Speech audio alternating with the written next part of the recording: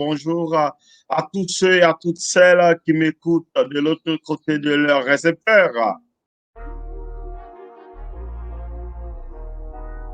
Je suis arrivé au Canada en plein hiver de 2002.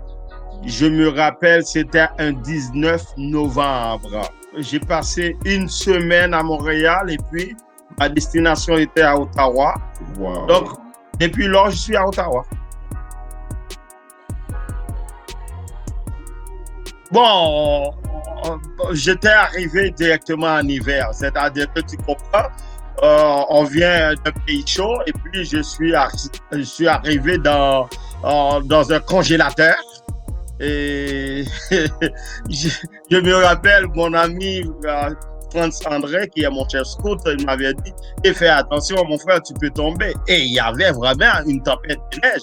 Ah, je te dis, hein, le jour même, je me suis reconnu sur la terre, hein, sur le dos.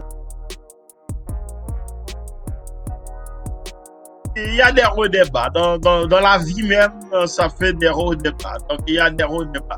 Quand je suis arrivé, étant ingénieur en niveau 3, venant de mon pays d'origine, quand j'ai été à l'ambassade pour prendre le visa de résident permanent, on ne m'avait pas dit que tu n'allais pas travailler dans ton domaine. Et surtout, c'était en novembre 2002, quelques jours après, en septembre, donc tu comprends que une fois arrivé en tant qu'ingénieur au niveau de technologie, ingénieur en technologie de l'information et des télécommunications, arrivé au pays et puis je n'arrive pas à trouver un emploi dans mon domaine parce que c'était vraiment dur. C'est de là que j'ai appris que je dois soit retourner à l'université pour prendre d'autres cours, pour me mettre à jour. Donc, ce n'était pas facile. Ce n'était pas facile. Surtout à l'époque, il n'y avait pas beaucoup d'organismes qui aident vraiment les nouveaux arrivants à rester dans leur champ de compétences. Donc, c'était pas facile. Mais puisque le chemin de l'université était là, je suis parti, j'ai fait ma maîtrise en gestion de projet et ça m'a pris 1 an et demi. Et puis par la suite, j'ai commencé vraiment à voler de mes propres ailes, commencer à travailler dans les secteurs de gestion de projet, dans n'importe quel secteur aussi, parce qu'on est en gestion de projet. Donc, mais les défis étaient vraiment énormes, mon frère.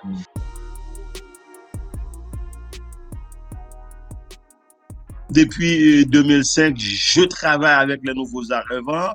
Je travaille à aider les nouveaux arrivants, les aînés aussi dans leur processus d'intégration et d'établissement dans la région.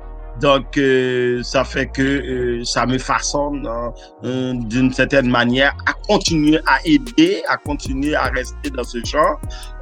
J'étais au CESOC dans un premier temps, après j'étais avec Aider Ontario, toujours dans le secteur d'aider les nouveaux arrivants. Je retourne au CESOC. Aujourd'hui, je suis gestionnaire pour le programme PAR, le programme d'appui à la réinstallation des réfugiés à Cornwall.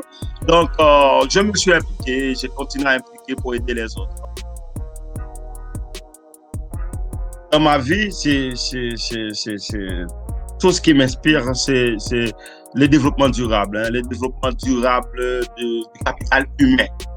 Et c'est une quête pour moi, une quête de voir les gens qui prospèrent, les gens qui se développent, les gens qui prennent leur place et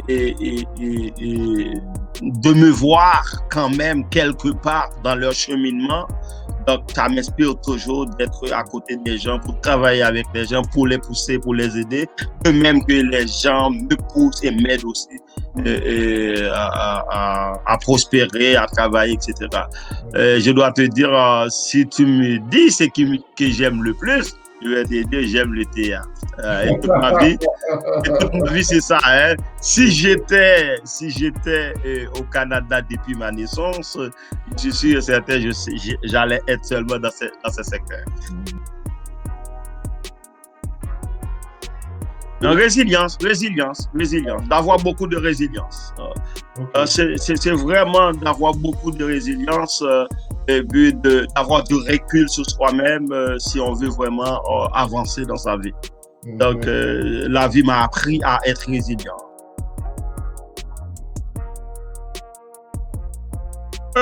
Je dirais aux jeunes de s'impliquer. Parce que de nos jours, on voit que dans les initiatives que nous essayons de faire, les jeunes, même si on fait un effort pour aller les chercher, les jeunes restent beaucoup à l'écart. Je leur dirais de s'impliquer et je dirais aussi aux personnes comme moi, aux plus aînés, d'avoir beaucoup plus d'écoute pour les jeunes. C'est ce que je dirais.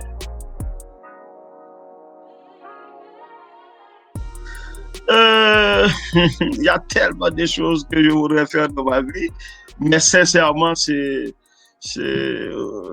la réduction de la pauvreté dans le monde. Si je pourrais vraiment faire grand chose dans ma vie, c'est de basculer l'histoire, l'affaire d'avoir des gens qui vont avoir des milliards et des milliards de dollars en compte et puis d'autres qui ne mangent même pas. Donc, je te dis sincèrement, si je pourrais faire quelque chose, ça allait être basculer cet état de fait.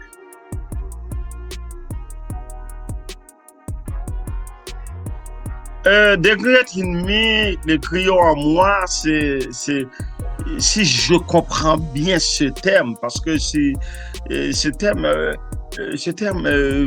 pour moi, griot, ça veut dire beaucoup. Ça veut dire que c'est aller au profond de soi-même, aller chercher le plus profond de soi-même, le moi inconscient, et faire un mélange avec le moi conscient, chercher le subconscient de soi pour être à même d'extérioriser ce que vous avez comme culture, ce que vous avez comme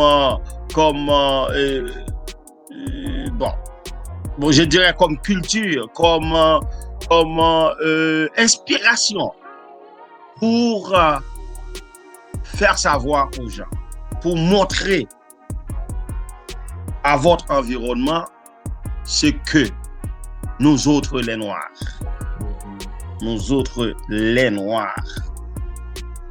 nos capacités, nos compétences, nos savoir-faire et beaucoup plus nos savoir-devenir.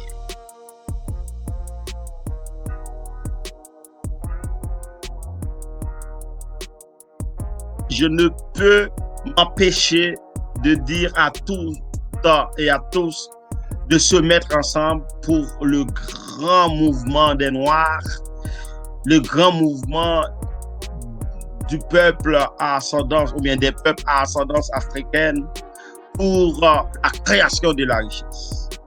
La création de la richesse dans nos communautés est tellement importante.